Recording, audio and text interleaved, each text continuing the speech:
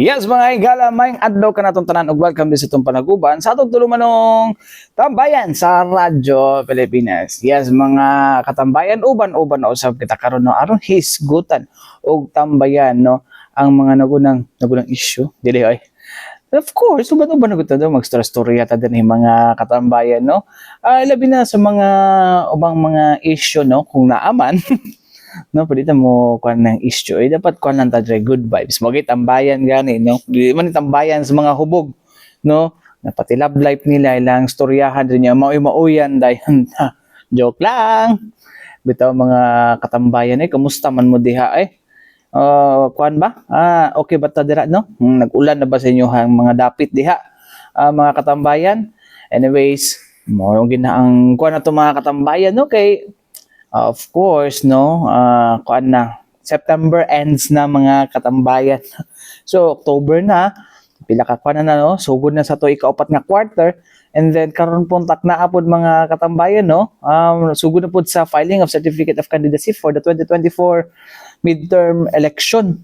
Ay nako, kisa na pud kaya na yung mga ano, mamakak mga igala. Sa bagay, actually, ang pambatoan ng mga tawhanan na mga igala kasagaran na sa mga managan na incumbent man or kuan mga baguhan siyempre ang pagtabang sa mga pobre mo magina perminti ginasangkalan yun no ang pagtabang sa mga kabus ginaog-daog sis lumang tugtugin na yan bitaw pero mo gina perminti no mo gina perminti ako mabantayan po jud no pero na may uban gyud nga nagatabang gyud sa mga kabus og dinaog-daog ako sa ni kanang akong mic na may uban gyud nga naga kuan jud no nagatabang gyud sa kabus og dinaog-daog pero uban kuan lang 50% 30% tabang 70% kay papogi na uban nga ana or narikon nga papakit-cute lang ana da mga igala pero anyways mga igala no dito sa medyo makarelax nga mga butang mga igala no kay last week no ongoing pa man no kay hangtod October 9 pa man pud ning kuan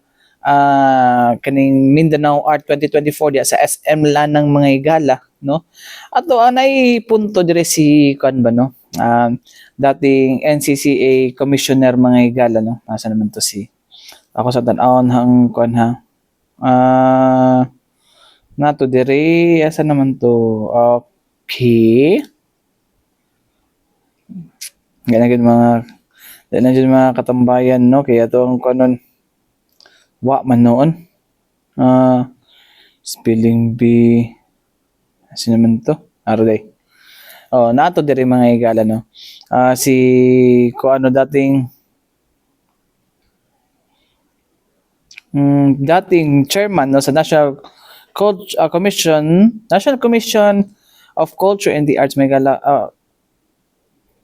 historian po ni siya mga igala na si Professor Philippine Jr. mga igala no with regards sa kaning art o sabay ganun essential ang art no ay uban dili daw essential ang art pang-hobby ra daw na pang-dato well sa bagay pod ang art mga igala is naman mga najay times may gala na murag medyo elite ang kwan pero ang art is for all no dili siya kay pang elite lang na siya no? So anyways na siya explanation regarding ani kung unsa man ni especially Mindanao art no kung unsa man ni siya ato ning paminawon Mindanao, I have always been saying this in my talks, is the cultural center of the Philippines.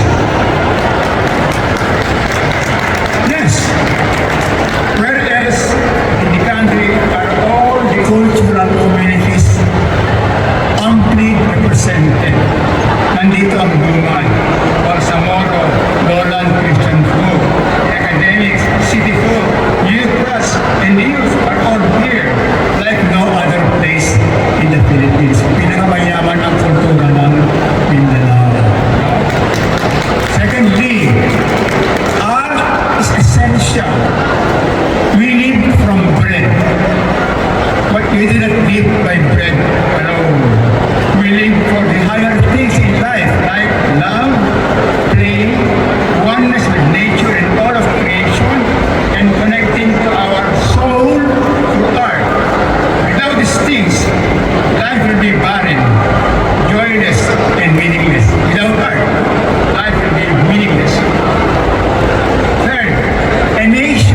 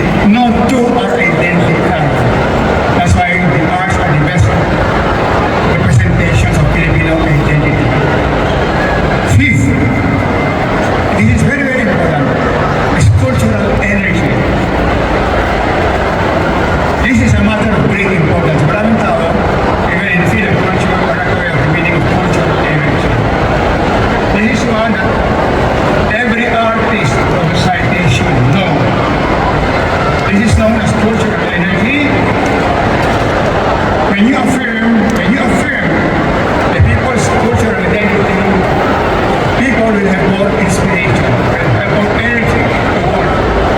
And being the clearest and most expressive symbols of a people's soul or identity, promoting their arts, languages, and other expressive forms inspires the people.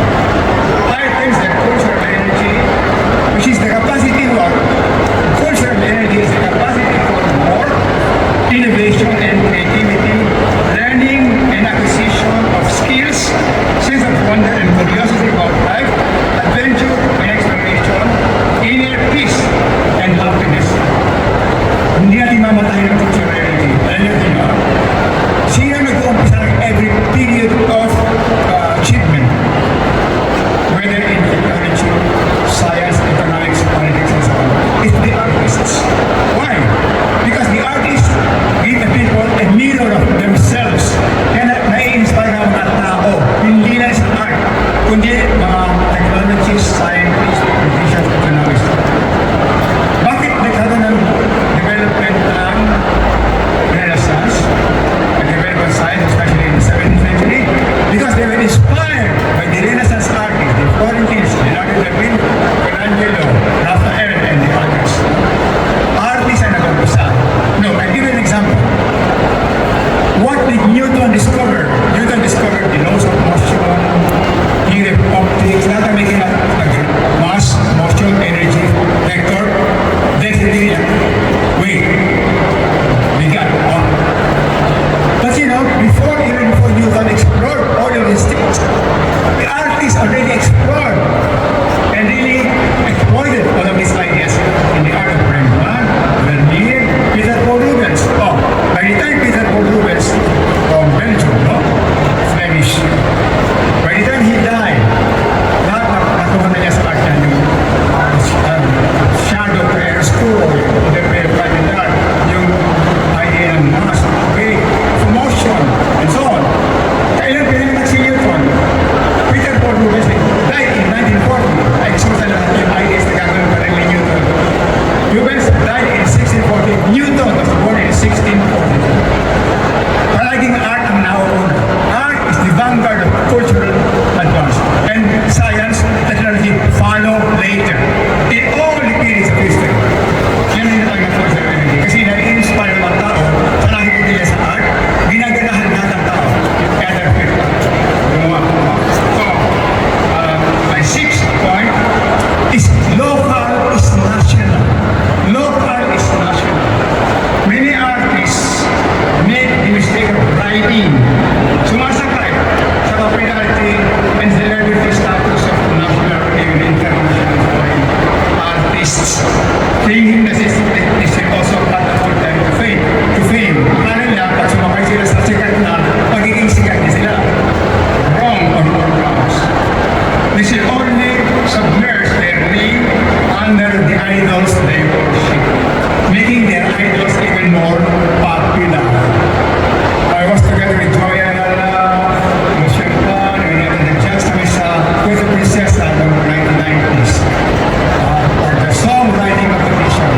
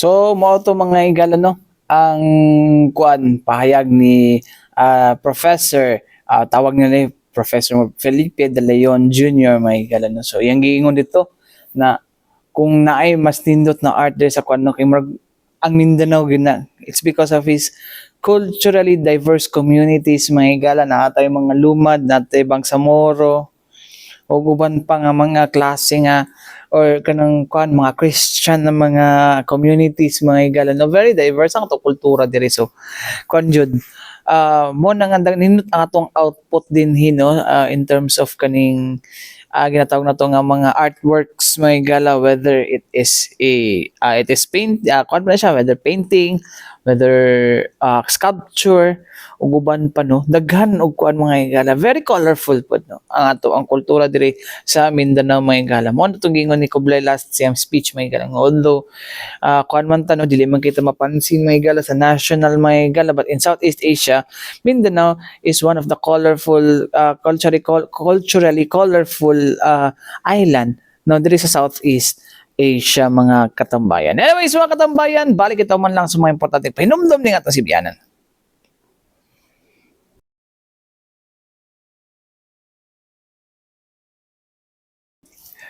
Yes mga igala, balik kita din sa ito panaguban sa tutulumanong tambayan sa Radyo Pilipinas mga igala. Ay kaso ganito, last Monday last Monday mga igala.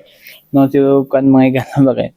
Nag-attend ko tong lecture sa Philippine Eagle Foundation with the European, unsay tawag anong mga nag-study of birds mga igala, study of birds.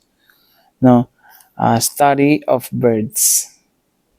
What's is called ornithology o mga ornithologists but I don't know kung ornithologist bagid ang tawag to sila may galets because paras good kay Sir Darrell Blatchley may gala no nga gitawag na to nga the bone collector pero dili man siya kanang necro mas mo na siya mga gala no mas mo na to siya anyways kakatong kuan mga gala Monday nalingaw ko sa kuan no actually kabalo mo kita nga, ang Philippine eagle mga igala is one of the endangered birds in the whole world. No, I think top 7 sila.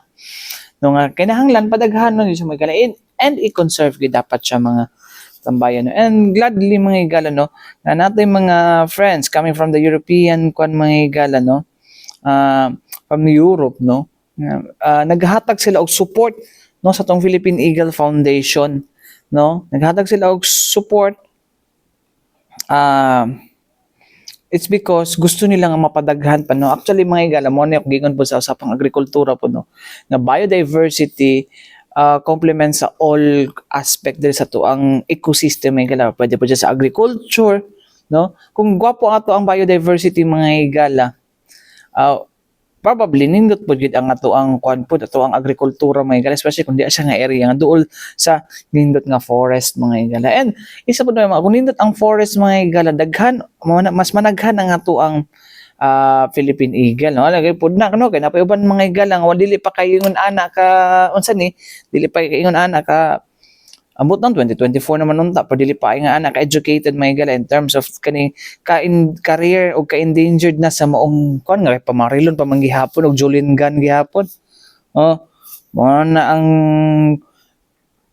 problema nga ato ang kuan no so karon mga igala na si mga kuan no na mga butang nga ginastoryahan karon no actually na nagani sila na balita na nato kagahapon dinhi sa to ang page na no na mga kagamitan nagihatag no through donation mga igala no pinaagi sa to zoo una diha mga igala ang katong kuan tong asa naman to nato diri sa email na gihatag mga igala sa Philippine Eagle Foundation mga igala kaning Librex Zoo no sa Czech Republic mga igala and of course napod nila mo itong mga Germany nasa Germany mga igala ubang organizations no nga nagatutok sa biodiversity mga igala and isa sa kuan in national interest sa Philippine eagle it's because nga endangered na ang Philippine eagle mga igala anyways mga igala na isa sa mga kuan katong mga unsa ba to nga conservation mga igala no cooperation with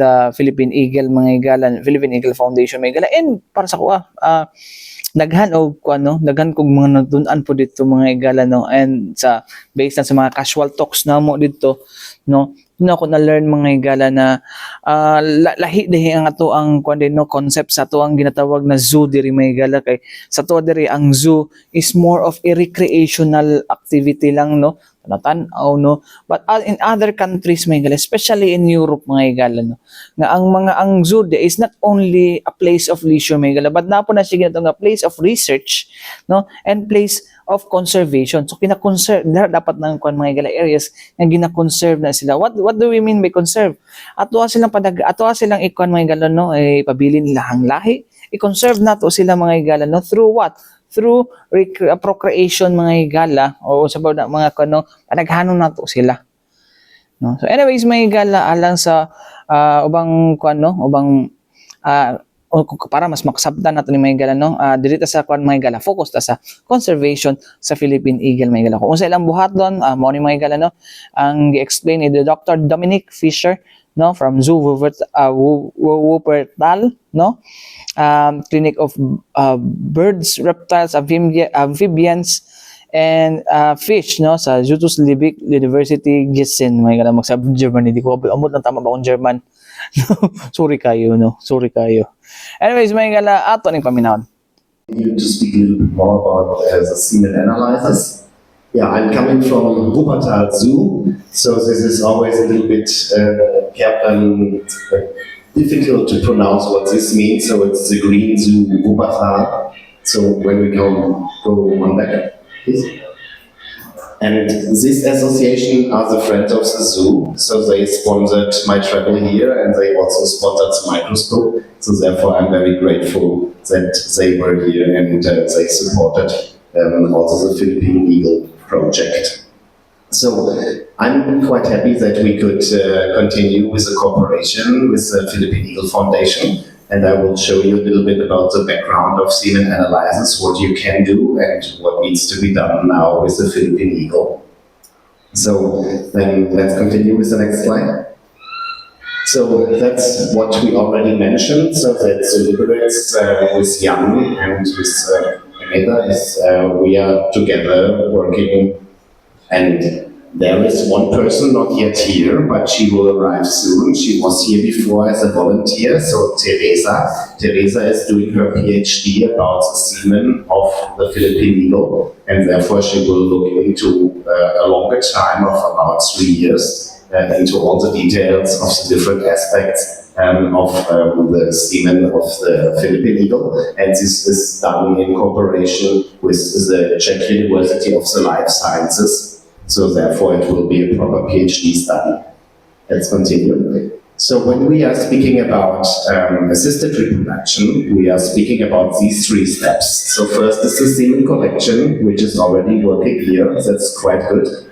The second one is the semen analysis. So when we have the swimmers, then we want to check that they are all right and what we can do with them. And the next one is then the artificial insemination. Of course, it's one of the most important things because otherwise you don't get chicks if you are not artificially inseminated. Next slide. So if we look into the history, this is already known for many years. So one more. Wait, one person more. So you can see here, in birds of prey, the first things have been done in the 1970s already. It started with falcons and goshawks. Then they continued with eagles and also in vultures, it is known. So therefore the procedures in general are known, and you also work with that quite very well. Next slide, please.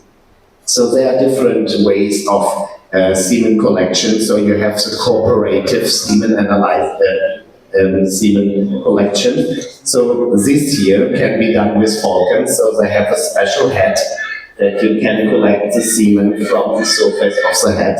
Or some larger birds, they use raincoats for that, with a special thing to collect the semen. Or you have some things like an artificial vagina, but this you can only do in large birds which have a phallus-like organ, because if they don't have a phallus, you don't need an artificial vagina. Next slide. But there's also a technique which you can use in birds which are not trained for semen collection, and this is the massage method. And this I want to show you, because with the massage method you can even, and we did it a lot of times, you can even take semen from wild birds which are not trained, because you're massaging the semen out of the different duct, and the different duct is containing the semen. And if you massage it towards the cloaca, then you can collect here the semen.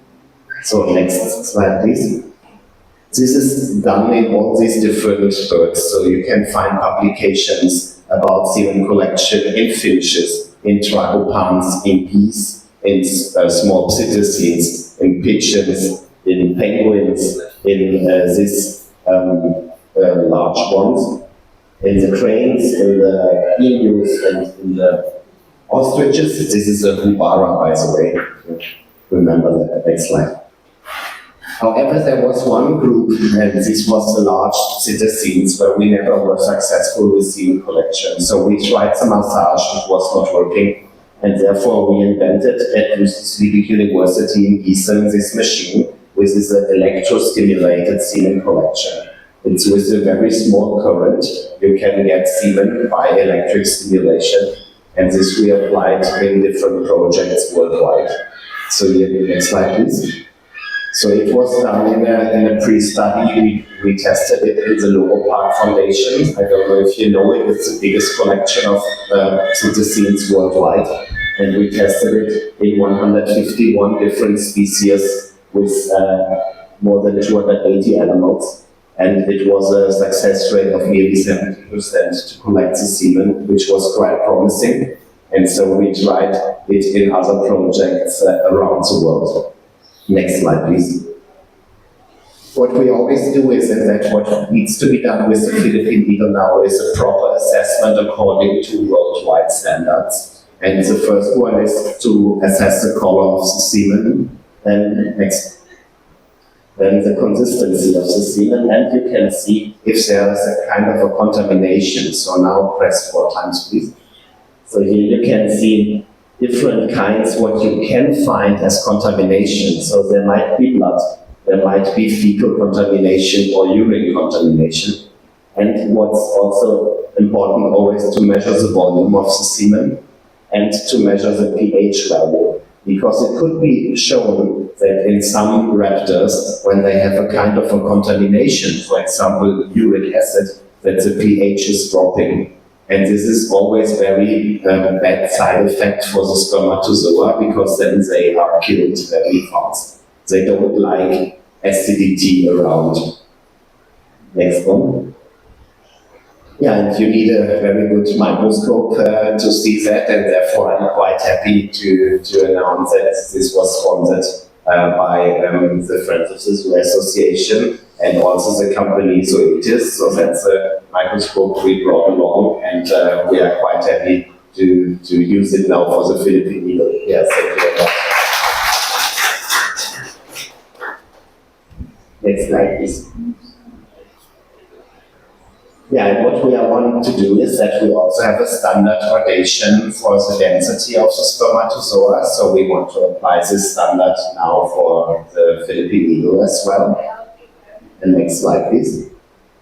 And then there needs to be done a proper assessment of the motility. So there are standard protocols that you assess how many sperm are moving, how many are moving forward, because these are the most important ones because they will reach the eggshell. But there are always some moving on place or moving in circles. So they are a little bit useless because they are never reaching the egg, but of course you have to assess them as well. Then you need the next one.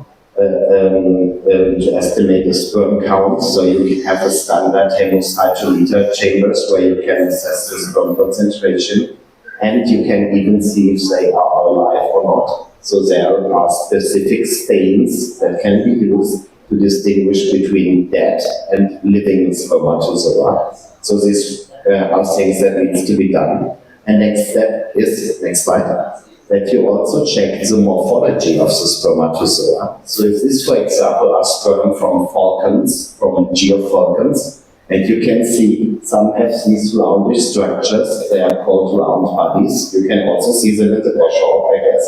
Yeah, and maybe they are also found at the Philippine eagle. And this here is the only normal sperm in the whole composition you can see here. So you have this one with a long tail, but you have a lot of malformed spermatozoa, and we need also to assess your males how they have malformed spermatozoa so that we know the chance of fertilizing the eggs. Next one.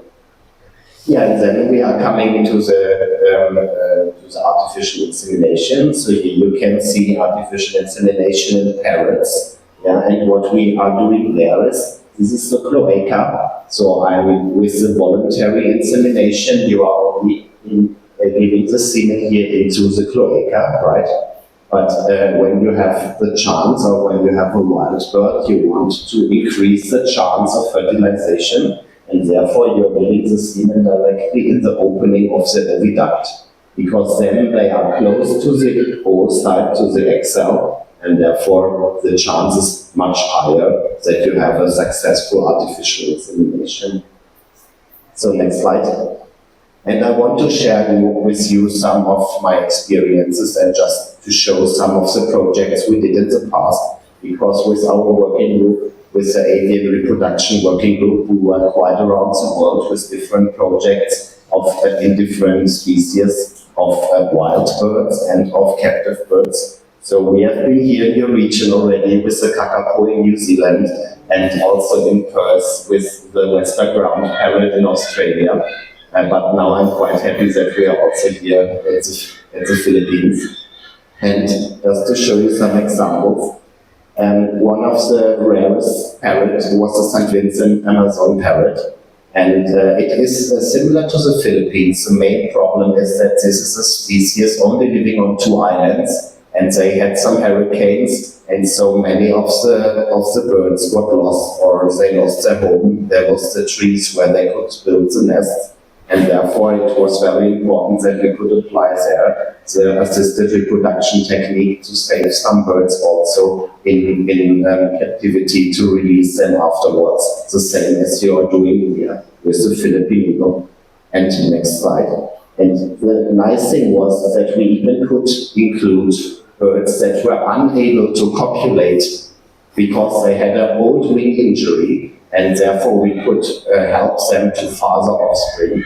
And here you can see that we used Bill was the name of this male, so we used the semen of Bill to produce offspring, and this was successful. And so it might get also options for you, that you have birds that are unable to copulate in nature, but that we can therefore use them for the population. Next slide. Another project, and this is quite similar to what we have here, that is the largest eagle in South America. It's, I guess, a little bit or similar size of the Philippine eagle. Yeah, so the females can be up to 9 kilograms. So that's a harpy eagle from Brazil. And we were able to take several semen. So here you can see we performed the artificial insemination with an intravenous catheter. So that was also possible to give that to the female. Next slide. Yes, there we also performed the electrostimulation, so that it was possible to get the semen with that. Next slide. Then we performed a project in free-ranging grouse, so that was the western sharp-tailed grouse. And we wanted to, so the project was to catch birds and to transfer them to a protected habitat.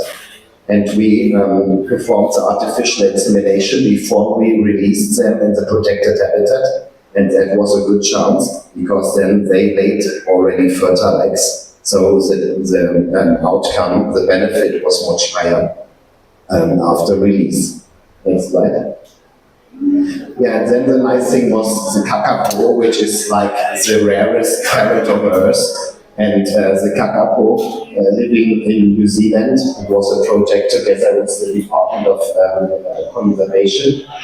And next slide. And with the kakapo, you can also get the semen via massage method. These are free-ranging birds. They are running on the island free, but they all have transmitters. So you can detect them by locating the transmitter. Then you need to catch them, and you usually use a big water bottle. Then the head is put into the water bottle, and here you see there's the opening. And while you perform the massage, you have to feed always some almonds. So they are eating almonds while getting the massage. So they are quite happy with that.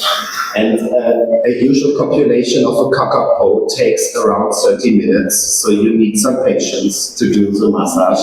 And as I did it the first times, I had already some pain in my fingers. So because it was taking so long. But we were also applying the electrostimulation to that, and it also worked very well. So we collect the semen with the pipettes. And next slide. And then after we got semen, the portable fridges were very important, and these are the ones Jan brought from the university. So these are insulin fridges, portable ones with a USB cable, so you can charge them in the car. And it's very important because as in New Zealand, as here, the outside temperatures are very high. And therefore, if you are not cooling the semen, it will lose energy, and therefore it is useless after some time. And so we transported the portable fridge with the drone because it is always a little bit time-consuming to catch the birds. I told you they all have transmitters, but they are hiding in the wild somewhere. So we needed roughly 3 hours to catch a male, and it was always going up and down all the time. And so we needed another 3 hours to catch the female. But what we did then is that one team was catching the male, the other team was catching the female, and when they got the semen, they were flying the sperm with the refrigerator to the other team. And then the newsletter in New Zealand, they wrote, "This is flying sperm from a flightless parrot," which was quite nice. Next slide. Yeah, then the last project was in Australia, where we had the western ground parrot. This is a species where we have only 140 animals left in the wild.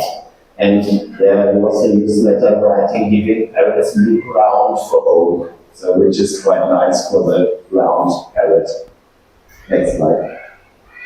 So therefore, for the Philippine eagle, I think assisted reproduction is already applicable in various species. Also, many aspects are already done successfully in the past. So there is a solid basis to start.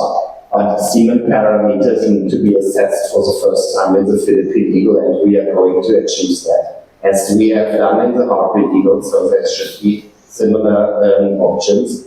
Semen storage and processing will be optimized in the Philippine eagle. That's our aim, and so therefore we can increase the outcome of the project. And next slide. And then once more. That will be one of the aims, that we develop a successful protocol so that you can also store semen, maybe of males that will be dead somewhere, but maybe in the fridge you can keep at least the genetic information alive by storing the semen in semen banks. The next one. And here we have one good example from our working group where we successfully managed to breed these cockatiels, so parrot species, from frozen semen. So therefore, these are things that can be achieved with the Philippine eagle as well. And therefore, finally, I want to thank, next slide please. I want to thank the Friends of the Zoo Association who sponsored my trip here, and also the microscope, my team from the clinic of birds, reptiles, amphibians, and fish at the University. And of course, my zoo, Wuppertal, who allowed me to be here with you and to improve the project. And I thank you very much for your attention. So, mao to mga igala no, ang explanation ni Sir. Medyo lingaw tong kuan no. Katong sperm collection mga igala nga giingon ni kuan ni Dr. Fisher mga igala. Amot lang ako nakasabot pa mo, no? Pero, hopefully, nakasabot na. Parang malingang punta, no? Isa na sa mga kwan, English, man good ba? Sa English yung igala dito na ito na mga kwan. Pero mo ito siya mga igala, ang pamaagi mga igala no, sa pag-conserve sa ito, ang mo itong pamaagi sa pag-conserve sa mga langgam. And then, mo itong buhaton po nila mga igala nga pag-conserve sa ito Philippine Eagle mga igala. Actually, gina-train na nila ang mga kwan sa Philippine Eagle, mga igala, mga personnel, mga professionals coming from the Philippine Eagle Foundation, mga igala, para mapadaghan na nato ang Philippine Eagle balik, mga igala. Anyways, mga igala, wala tayo kong oras ang ngalan sa tibok pwersa sa DXRP Radyo Pilipinas na ba ako kinukauban Armando Feniquito alang sa tambayan sa Radyo Pilipinas. Daghang salamat ug mayong adlaw amping takanunay mga katambayan.